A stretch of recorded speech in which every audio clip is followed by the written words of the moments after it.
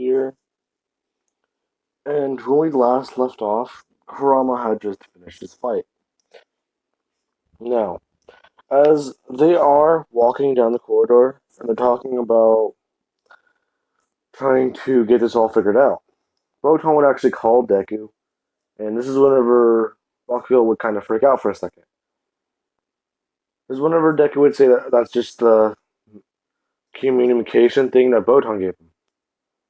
That it's actually supposed to, even though they're not on the same world, they can still communicate from long distances. Now, after that, she would then give Deku an update saying that these things that the Four Saint Beast sent out another wave of insects, that she's having a harder time defeating them because she's been able to contain them, but they just keep popping up more and more.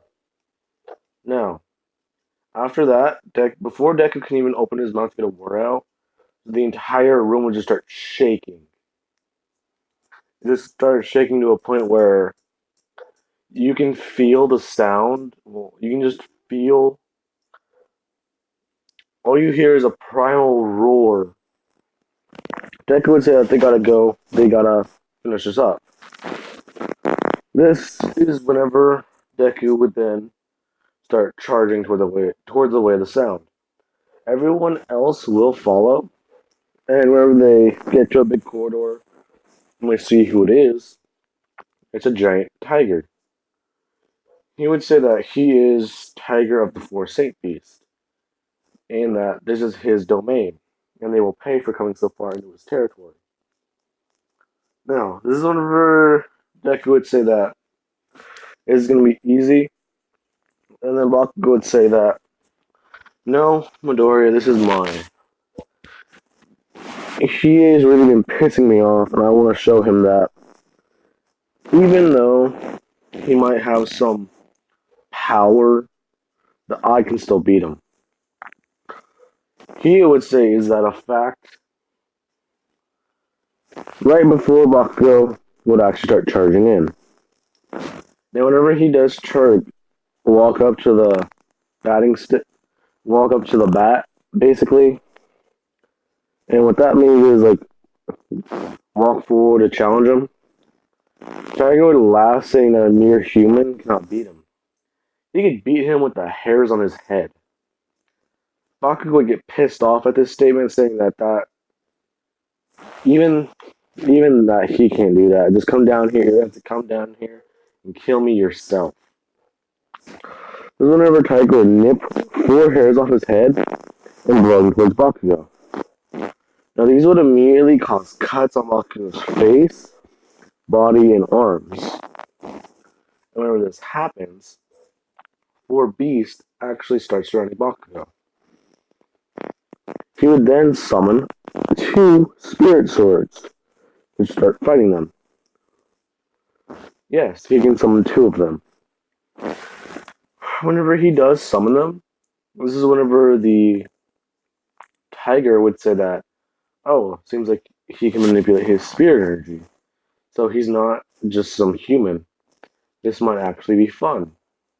This is whenever Bakugo would actually start fighting these things, and he took down 2 of them, but the other 2 are still giving him some trouble.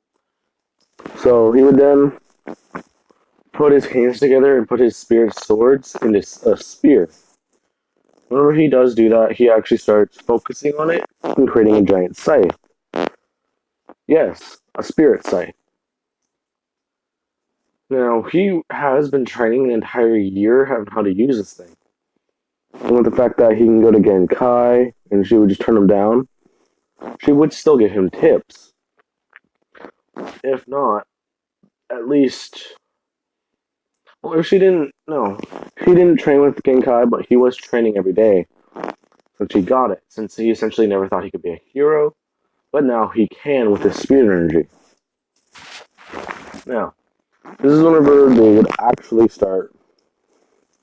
This is whenever Bakugo would actually start fighting these things, and he actually does take the other 2 down. This is whenever Tiger would actually jump into the ring. Now, after that, Tiger would actually start fighting with Bakugo. And Bakugo slashing away at him with the scythe, doing all this, actually fighting him. But Tiger doesn't have a single scratch on him while Bakugo is essentially taking all the damage. He's huffing and puffing, and Kurama and Hiei are explaining that it doesn't make any sense. Tiger should be damaged, but wait, what's going on with Bakugo's scythe? Bakugo would look down and it looks more like a sickle now. Whenever that happens, he would say that that's not right, is it? And Tiger has actually been absorbing his energy. With each slash, it just feeds his appetite. So this is when Bakugo would just recreate a spirit spear and actually just try firing it. Well, he would try piercing Tiger in the mouth whenever he would try charging at him. He would try piercing his stomach, piercing his gut, doing all that, but he just keeps growing bigger and bigger and bigger. Now, eventually, he would stop, and Bakugo would actually have to really, really put some more effort into this. He's stating that, you're giving me a pretty tough fight. I haven't fought someone like this in forever. And he's huffing and puffing while he's saying this. Bakugo, he would then try recreating a spirit sword, and he could barely make one at this point. And as soon as he does do that, he just he just stabs it straight into Tiger's gut again. Tiger would say that that's useless because you're just trying the same trick over and over again. That you've basically accepted your death, haven't you? Now, this is whenever Tiger, he's actually grunting and having a hard time moving. And whenever Bakugo did do this, Tiger would have actually kicked him away. This is when Tiger would explode. After that does happen, Kurama is actually asking Bakugo how he knew that would happen. Bakugo said that his mom always said that if you eat too much, eventually your gut's gonna burst. Now, Deku would start laughing at him because he would then start trying to breathe in the fumes of the explosion. This is whenever Hiei would laugh at him, saying that you're an idiot. Your energy returned to you automatically. Now let's get a move on. They would then start walking down a corridor, and the further they walk down it, the hotter it feels. It gets to the point where they're basically almost sweating. They would then see Tiger, and he is back. This is whenever Bakugo would say that, you're really pissing me off. Deku would actually try stepping in a fight, or Hiei would. Bakugo would then say that, no, this is mine. I'm going to finish what I started with this guy. He would then walk in. Well, he would try jumping onto different platforms, because the way this is laid out, it's laid out kind of like how the mushrooms are in Mario Kart, with how they grow up so high in the air that the empty space in between them, if you fall into them, you basically fall and hit the ground probably thousands of feet. But instead of the ground, it's lava. And these are all pillars, basically. He would then take off his shirt and jump onto a pillar. Now, whenever he jumps onto it, he immediately has to jump to the next one, because it didn't feel stable. So as soon as he hopped onto it, it would have started sinking into the lava, so he would hop onto the other one next to it, nearly actually falling off. He would state that that's stupid, that's crazy. Why aren't these things stable? Why are these things unstable? Tiger would say that That's probably going to be the least of your worries. He would then begin charging up a mouth beam. And Bakugo would then charge up a spirit sword, actually deploying it, and Tiger would fire it. Now, as soon as he fires it, Hiei and Kurama would tell Bakugo to get out of the way, that he needs to dodge or he will die. Bakugo would then jump to the pillar next to him. Actually getting out of the way. And as soon as it comes into contact with the pillar he was standing on, the pillar immediately just turns to dust. Kurama would then, Hiei would then state that he's heard about it before, but he never thought he'd actually see it. He's heard of a fighter who could use his spirit energy in his voice and actually destroy matter. So Deku would ask, what would have happened if that thing came in contact with his spirit sword? They would say they don't know, but the best case scenario, it destroys his spirit. He would say, in the worst case scenario, they don't even know. Now, eventually Bakugo is just running around, hopping to each other pillar, while Tiger's firing these things at him. You get to the point where Bakugo, he would then say that, just cut it out with these cheap tricks and fight me, because I'm going to get to you eventually. Tiger would say that that's not going to be the case because you trapped yourself. Bakugo would then look around and no pillar is within his reach to jump to. Tiger would say that the only other pillar he can jump to is the one he's currently standing on. And that there's no way you can get to me. Well, it's no way you can get to me without running. Now, after saying that, he was going to charge up and fire a blast. Bakugo would then start running and actually jump. Now, as soon as he starts getting there, he begins falling. He's not going to make it, but as soon as he would have found this out, he would have created a spirit javelin. And as soon as he does that, he would come in and actually launch himself into Tiger's gut, punching him straight in the chest. Now, this would actually knock Tiger completely off into the lava. And he wasn't expecting this. Bakugo is then saying that he's going to make sure you die this time as Tiger and him begin falling. Now then, whenever they are falling, Bakugo is actually... He kind of accepted his death, but he would have said that it's time to make sure you're gone for good, but as soon as Deku and them start running over to see what happens, they would have saw that Bakugo actually survived. Now, he's actually holding onto the pillar with one of his hands, saying that, come on guys, you gotta help me up. This is not funny. You're seriously gonna fall. Now, the third Saint Beast is really not. Yeah, anyways. I can put the third Saint Beast in right now, because I'm only at 13 minutes, and I can bring the final one in the next part. It's crazy. I'm not even delved into the anime yet, and I'm already at almost part 10, I believe. If not part 11.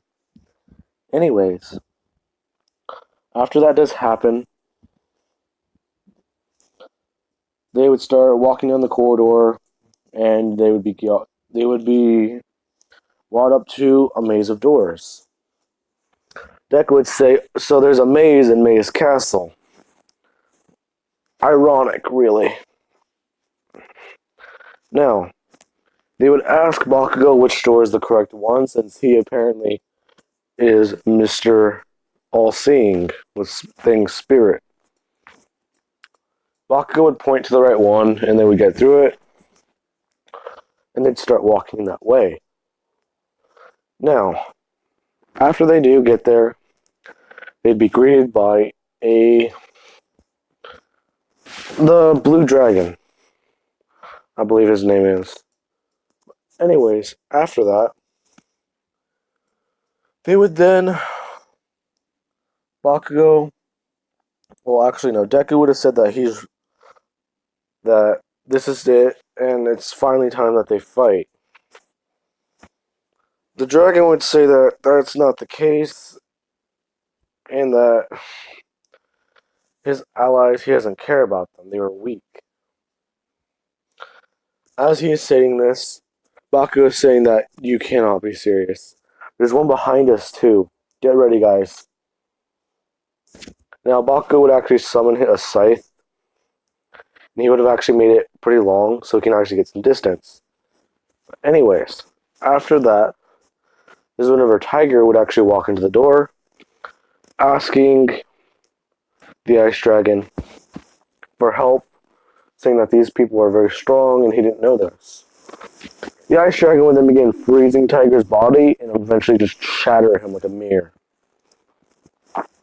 saying that he was weak and that he has become soft in these years, and it's really embarrassing to them. He would then spit on his corpse as he dies, saying that it's time for them to do this now. Hiei would actually step to the plate, saying that this guy's his. It only makes sense for a swordsman to fight a swordsman.